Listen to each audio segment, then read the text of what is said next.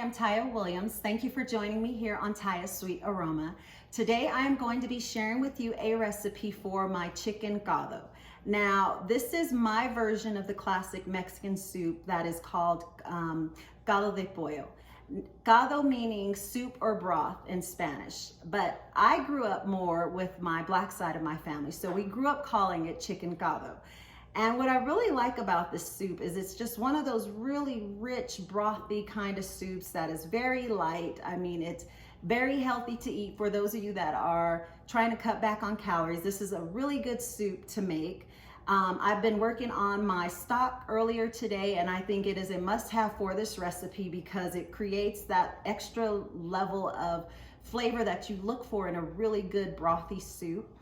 And so, other than that, I mean, my family made this a lot, usually around New Year's, along with a pot of menudo. We usually had a pot of chicken caldo there as well.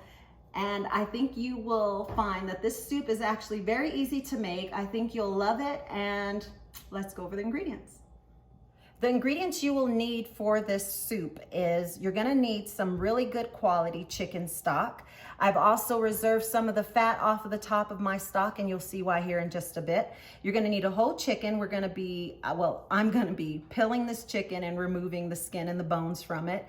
You're also gonna need some granulated garlic, some salt, some pepper, some Mexican menudo mix. And what that is it's basically some dried onions, garlic, red peppers, as well as some Mexican oregano. If you cannot find this mix, it's usually in the Latin food aisle, but if you can't find it, then you can go ahead and substitute it for some Mexican oregano will work well. And I also have some fresh garlic that I've minced here, and you might be thinking, why do you have the garlic as well as the granulated garlic? And that's just how I roll. I like to use both. I think they each add their own little depth of flavor to the soup. So you'll notice if you continue to watch me, you may have noticed in a previous recipe that I do use both, and usually about 99% of the time I use both.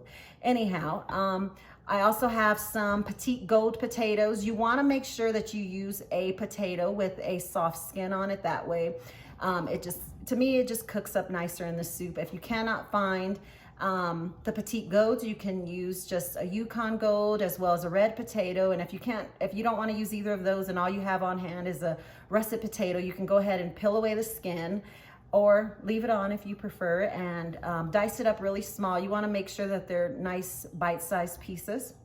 And then finally, I also have some cabbage that I have cubed up into big chunks. I don't bother kind of separating it because it does its own little thing in the soup, as you will see here in a bit. So let's move on to the next step.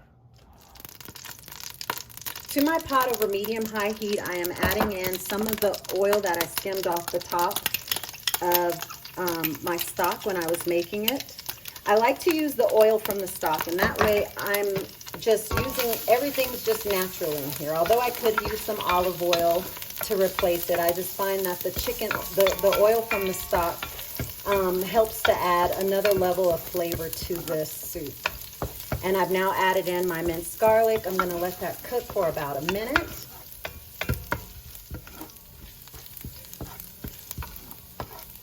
One thing you will notice is that this soup comes together very, very easily. You're basically at this stage, once you've cooked your stock, you're basically just trying to cook down the potatoes and the cabbage, which I've now added to the pot. Now that my cabbage has cooked down a bit, and as you can see in the bottom of the pan, it's developing some nice color down there, I'm gonna go ahead and start adding in my chicken stock.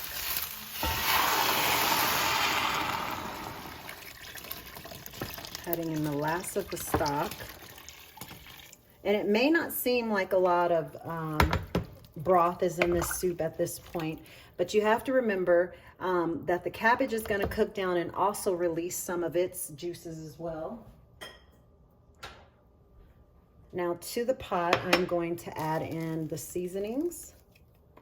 Get those mixed in.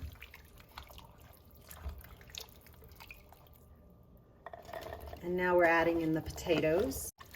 What I'm gonna do now is I'm gonna allow the soup to come to a boil. Once it comes to a boil, I'm gonna cover it with the lid, turn it down to a medium low, and allow it to simmer and cook until the cabbage has cooked down and the potatoes are nice and tender.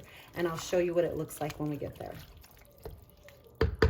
What I'm doing now is I'm removing some of the skin and bones from the chicken and breaking the chicken up into bite-sized pieces. And as you can see, my breast stayed nice and moist during the process. And that's why I say it's important when you're making your stock to leave the breast sitting upright.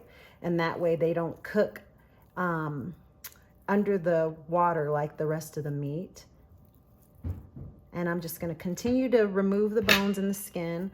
And once the soup is done and the potatoes are nice and tender, I'm gonna go ahead and add the chicken in. I don't wanna overcook the chicken. I mean, it's been cooking in the stock all this time. So all I need to do is kind of reheat it back up into the soup, and then it will all be done.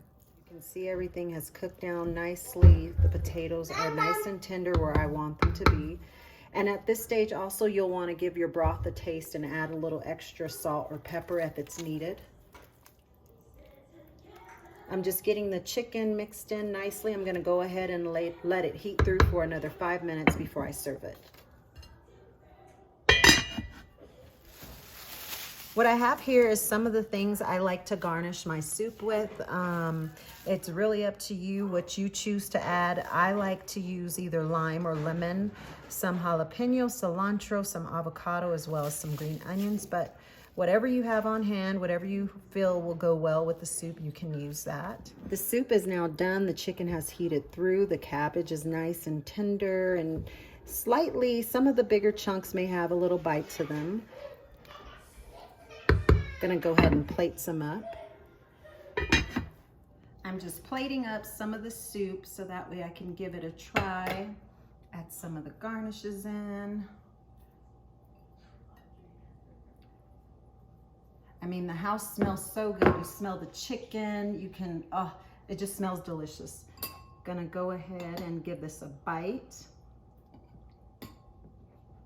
Trying to get a little of everything and not take too big of a bite, because the kids keep telling me that I take too big a bite, so.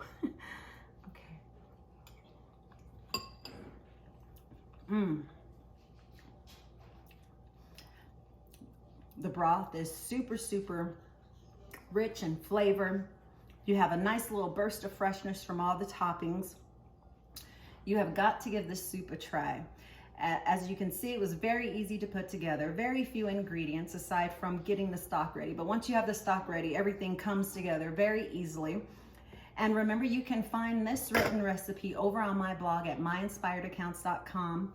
I hope you give this a try, and please let me know down below how it turns out for you if you decide to give it a try. And don't forget to like and subscribe, and I hope to see you again next time. Bye.